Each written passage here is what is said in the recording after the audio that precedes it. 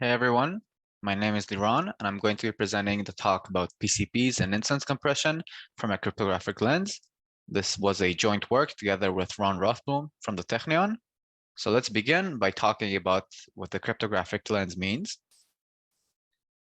Now, it is often the case in cryptography that cryptographers assume that the adversary that they're working against is computationally bounded. That means that unlike in the information theoretic setting, where the adversary can do anything, here the adversary can only run in some bounded time. And using this assumption, cryptographers bypass impossibility results, building objects that were impossible in the classical information theoretic setting. In this work, we're going to continue this trend, and we're going to bypass impossibility results and build computational analogs of succinct PCPs and instance compression. And we do so by assuming that the adversary is computationally bounded, just like in the cryptographic lens setting. In this talk, we're going to have three parts. The first is going to be about PCPs. We're going to discuss the limitations around PCPs and how we bypass them. Second of all, we're going to discuss instance compression, how we bypass the impossibility results using a cryptographic analog. And lastly, we're going to discuss the technical overview of how we achieve our results. So let's begin. PCPs, a cryptographic perspective. So PCPs, or probabilistically checkable proofs, are a proof system for language L and NP, which have the following setting. We have a lazy verifier who has an instance X, and the verifier wants to know whether X belongs in the language L or not. So what the verifier does is he contacts a prover, denoted by this nerd emoji, and the prover has both the instance X and claims to have a witness W for the fact that X belongs in the language L.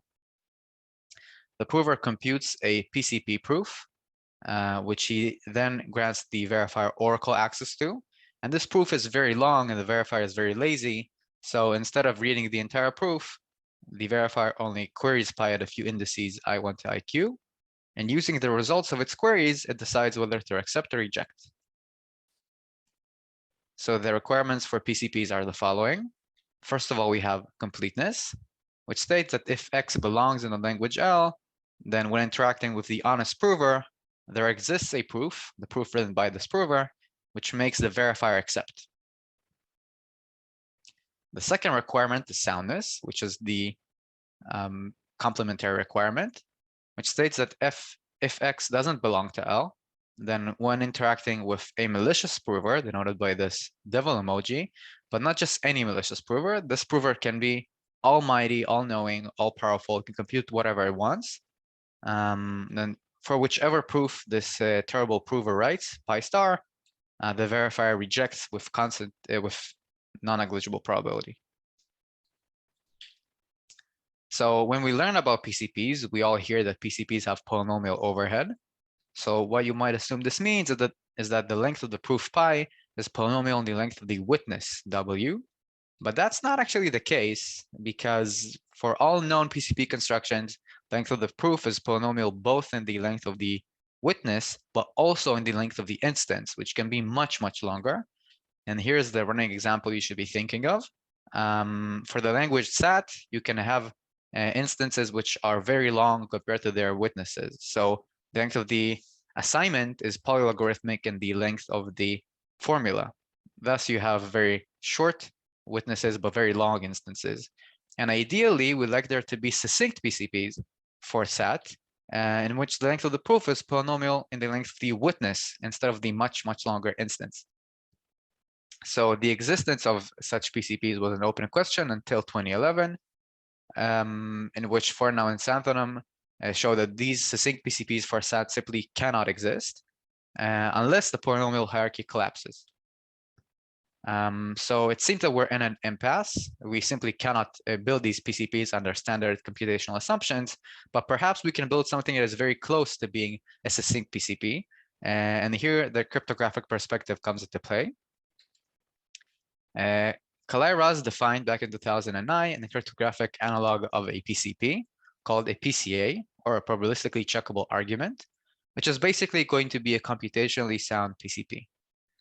What this means is we have the same setting of a language L and NP, a lazy verifier who wants to know whether X belongs in the language L, and a prover who claims to have a witness W for that fact.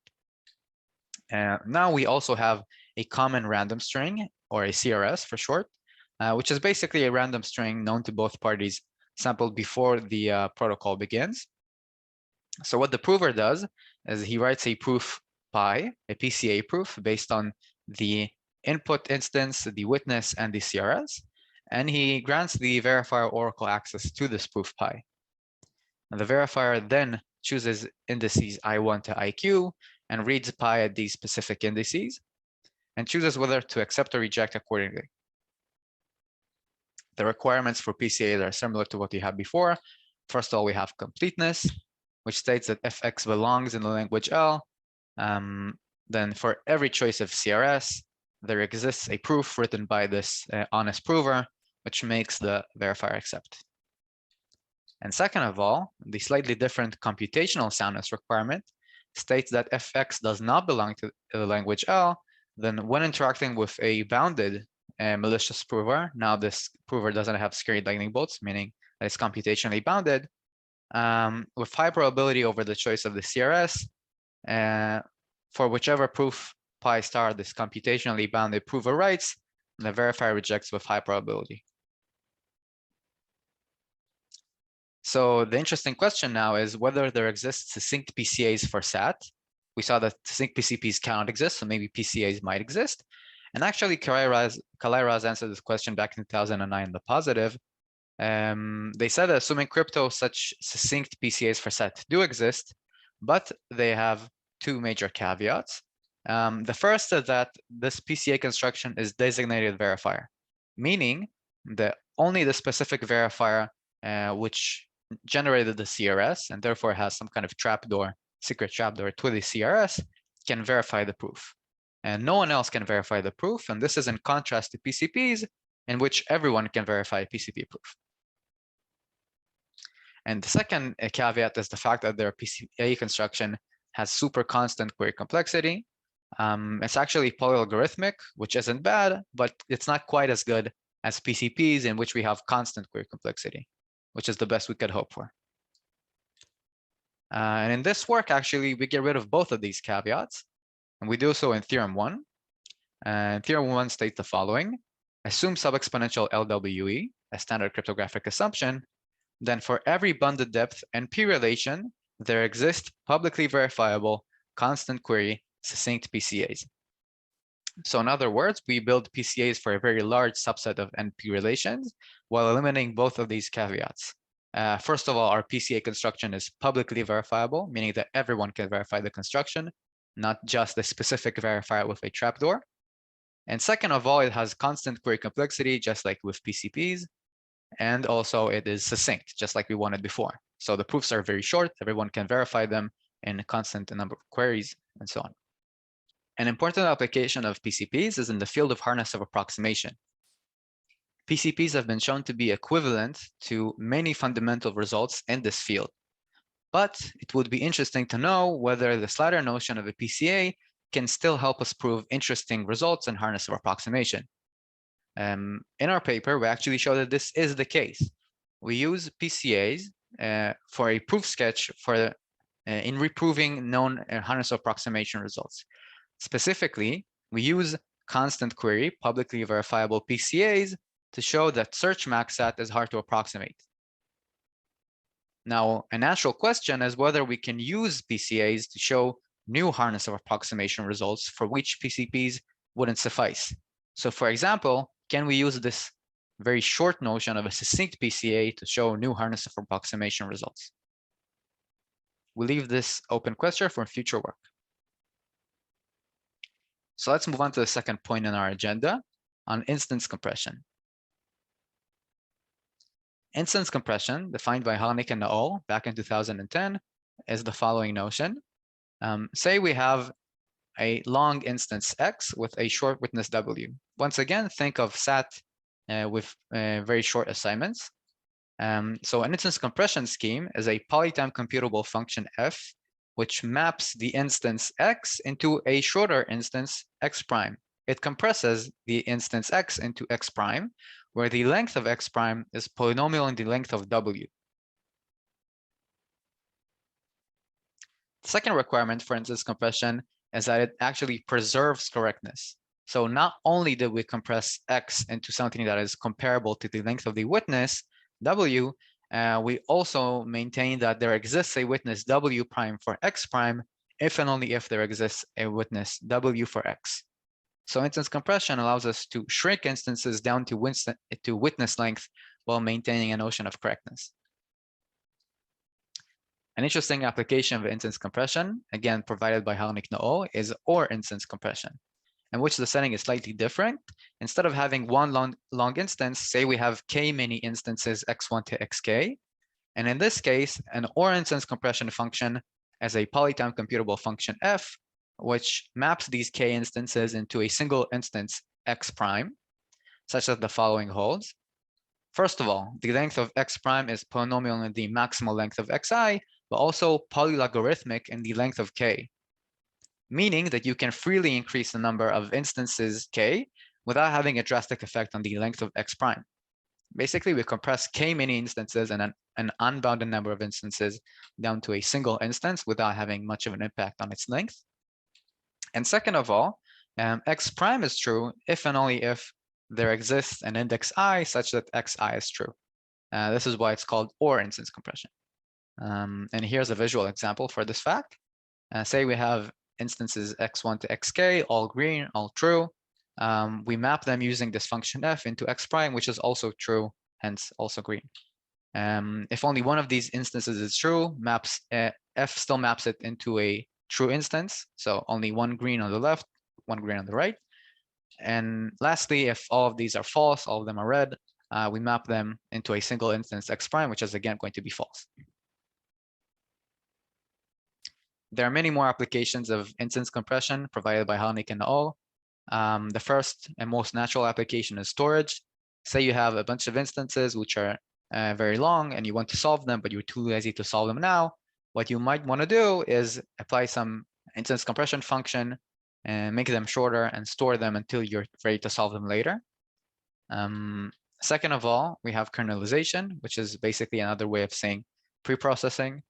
In kernelization, you have an instance. You can either decide on using a very long algorithm A, or you can shrink it down into something that is comparable to its witness, much shorter potentially, and apply some other algorithm A prime, which is going to run in less time because its input is smaller. And lastly, we have cryptography. Harnik and al show that assuming instance compression for SAT exists, they can solve many interesting open problems in cryptography. So as we can see, instance compression has many natural applications. And the interesting question in this context is whether instance compression for SAT even exists.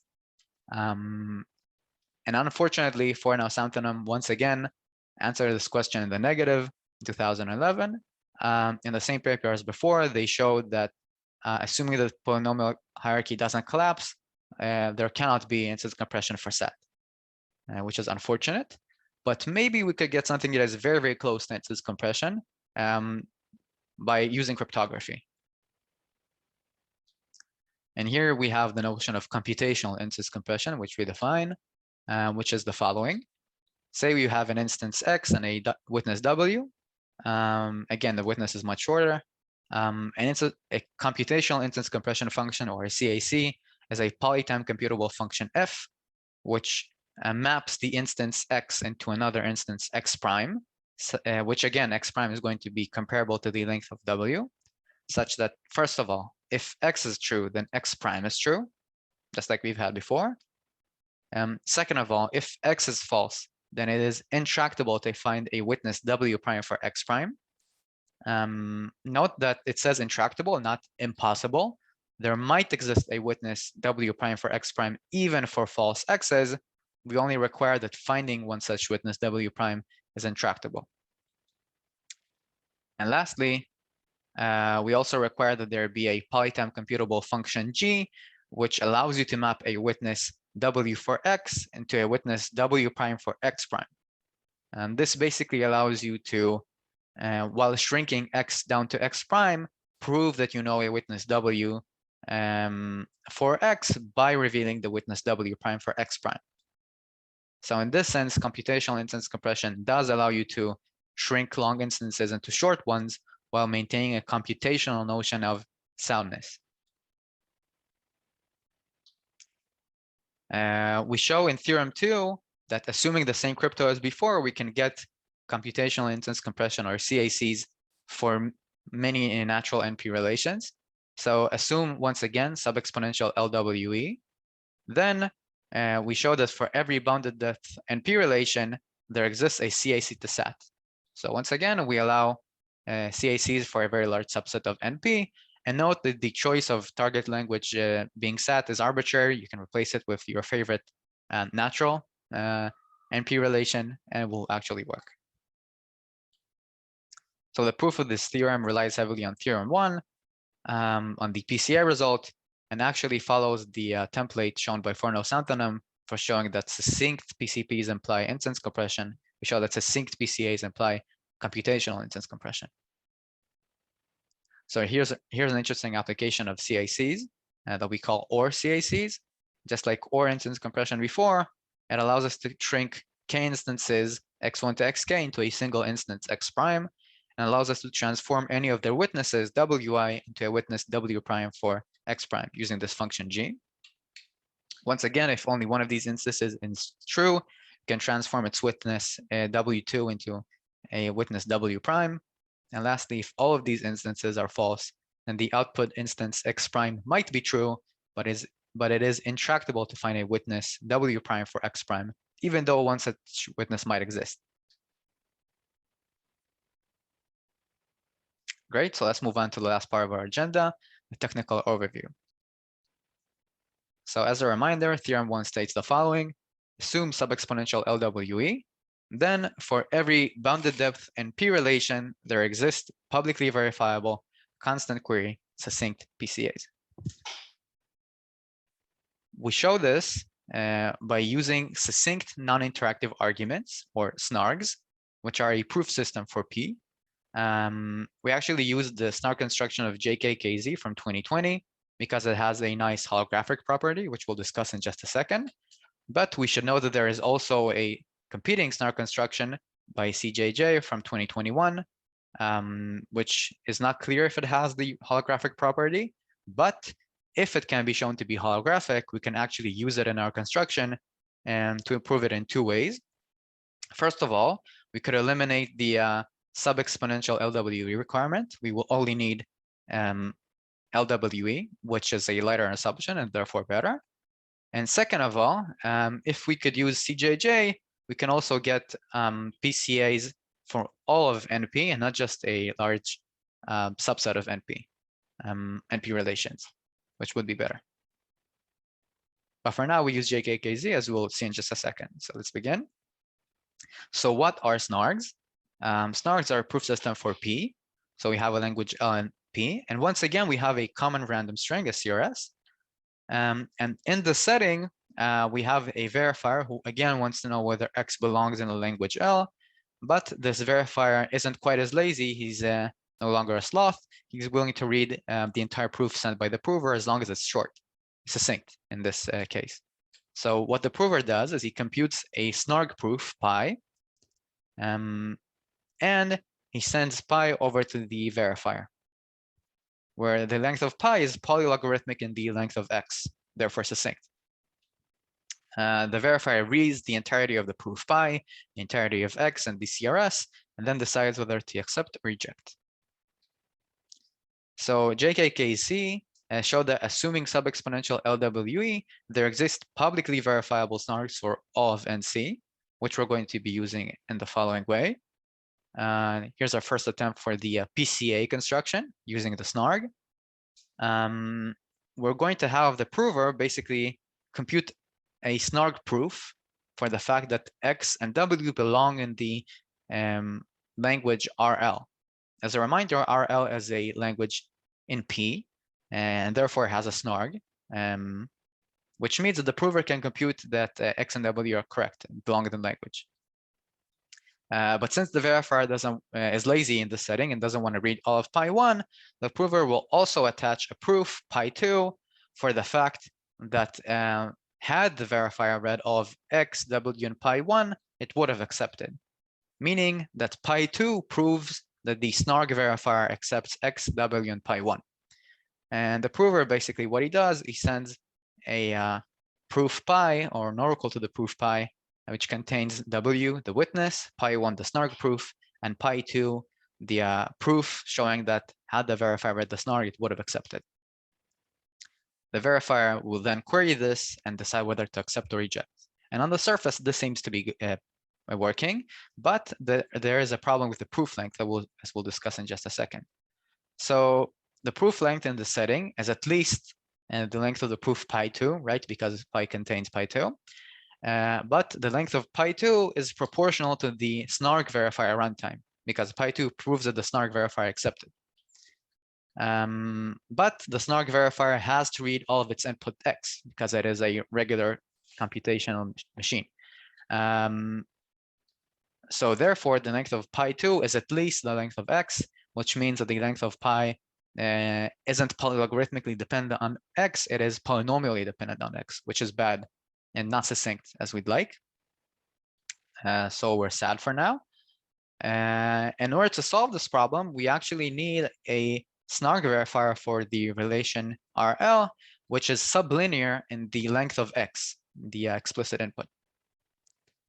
So the idea here, in order to get the sublinear SNARG verifier, is to use the holographic property of the construction of JKKZ. And what this means is the following. The SNARG verifier of JKKZ, when it receives the proof pi from the approver, what it basically does is that it looks at an oracle of x hat. We assume that it receives this kind of oracle to x hat, an encoding of x. And using this oracle, it only has to run in sublinear time. Specifically, what it does is it only needs to read the encoding of x at indices j1 to jq.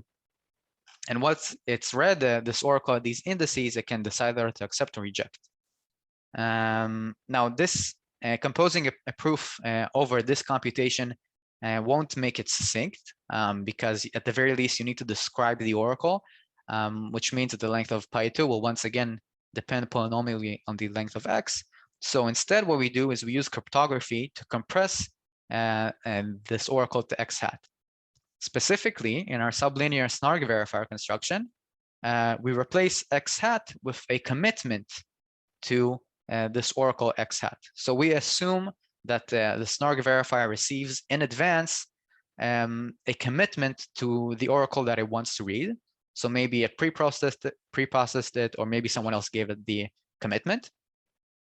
And what it does is, instead of reading the oracle indices j1 to jq, the prover sends the value of this oracle at these indices using an opening to this commitment. So basically, we replace the oracle with a cryptographic commitment and an opening. And the prover knows which values to open because the SNARG verifier is publicly verifiable. So now we can use the sublinear SNARG verifier in our construction in the following way. Once again, we have both of these parties. So what the verifier does in this case, even though it's lazy, it computes x hat, the encoding of x, and it also computes the commitment, which will later be used by the SNARG verifier. The prover computes pi1, a SNARG proof for the fact that x and w belong in the language RL. It then computes the opening to the values, the indices that the SNARG verifier would like to read of x hat. Again, it knows these values because the SNARG verifier is publicly verifiable. And lastly, it computes a proof for the fact that had the sublinear SNARG verifier read all of w, pi1 open, and then made the queries to x hat, it would have accepted. So this is the proof pi2, proving that the SNARG verifier accepts. And the PCA proof contains all of these values. It contains w, pi1, the SNARG proof, the opening to the commitment, and the proof that the SNARG verifier accepts.